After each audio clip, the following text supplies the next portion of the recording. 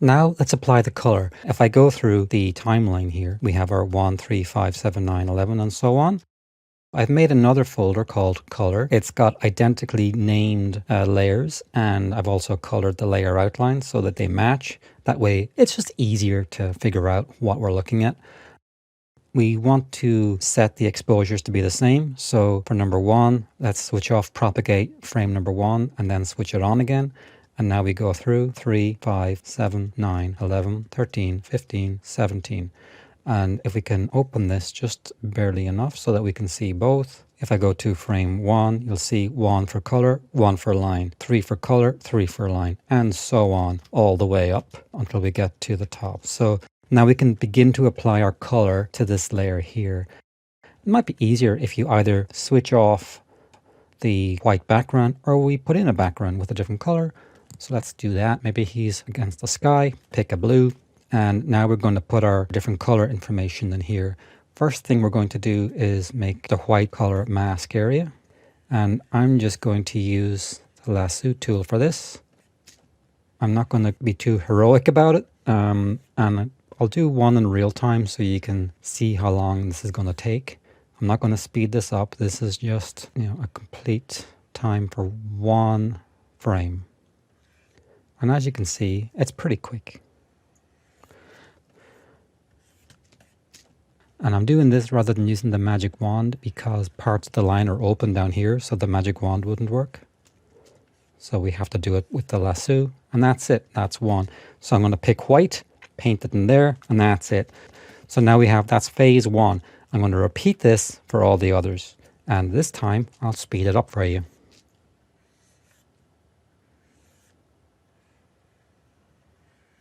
Okay, now we can see the character with some sense of color. Before I go any further, I'm going to just have a very quick search for maybe areas where there's an overshoot of some of that white, and I think that's okay. And maybe I'm using the smudge tool now to go in where needed. You could use the eraser tool too if you wanted. I'm not going to worry too much around here because I would imagine we're going to be cropping him anyway behind the table or something. Anyway, this is not too bad. So the next step, now that we have this white mask, is to add a color layer. Now we have a couple of options here. The option I strongly recommend, if you have the time, is a separate layer for every color area. The reason being, you can then control those colors separately if you want to change them. I could, for example, make a new layer here. I'll call this one color, and I'm going to hide it first and then switch off propagate and then put it back on again so it doesn't appear on the rest of the exposures. So I could pick a color, for example, for his face, pick a brush. I could make a hard brush shape, make sure it's 100%, make the flow 100 too. And I could paint on here, maybe a different color for the hair. Now, the problem with doing this is if somebody comes along and says, a client, or you come back yourself and think, oh, I want him to have red hair. Now you have to go in and you're painting back throughout it. So it's really recommended to use different layers for every color. Every separate color should have its own layer. So we'll call this one skin, and I'm going to make another layer here, and I'll call this one hair. And thankfully here we only have 3 of these per frame, and 1 shirt, let's say.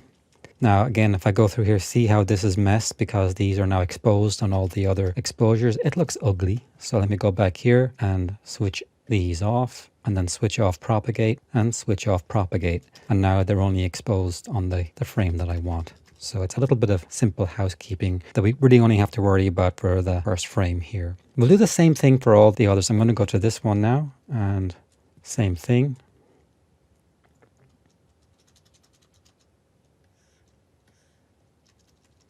Okay, so that's it, and tedious, no way around that. I've got all the slots are now set. As I go through each one, exposure by exposure, the layers are ready to go, and let's find the easiest way to do it. The shirt's on the bottom. Let's pick a shirt color. Here's this. I just happen to have this big red color here. So what I'm going to do to save myself some time is not worry about being precise about the color area for the shirt. So on the first shirt layer, let's do that. We can actually put skin over this so it doesn't matter. And I have a skin color here. I'm going to go with that. I'm going to have to go in and make the skin below on all of these. That's easy. So let's just do that. And now we'll just go through exposure by exposure. I'm going to do the shirts first on the shirt layer. And my selection is so far outside that I barely need to redraw it from one to the other. And these popped out of their mask. So I hold down the Alt Option key and reseat them or nest them inside. Now let's go through and do the skin. So I'll select the skin layer, go down to the relevant exposure. And the only part here that we really have to worry about is the seam there, or the contact at the neck. Other than that, we're good. And we proceed with that, and we can paint very quickly now. Okay, so now let's play through. That looks pretty nice. So the last step is the hair. So let's go back to the bottom level. And I like hair with strong tonal contrast. It's got a red shirt. Let's maybe give him something much darker red, maybe. Okay, it's not too bad.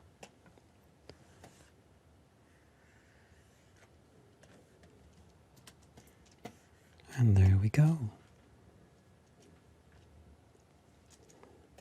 So I would save that now. That looks pretty decent.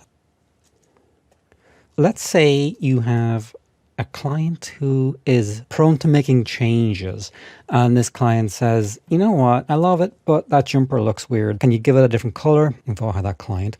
So in this case, yes. Because we have everything on different layers, we can go to blending options, color overlay, and we can make it whatever hideous color the client prefers. So we click OK and OK, right click on the shirt layer, and we go copy layer style. And we can do this either layer by layer, or we can do it on the very first one of all these, paste layer style. And you'll see how it didn't appear here. We have to do the operation sometimes on the relevant frame. So go here, paste layer style, and that's one way of doing it. These unify buttons also allow you to unify position and style. So if I want to, for example, make all of these shirts the same on the start frame, I go to number 5, for example, paste layer style, and see how it's not there yet.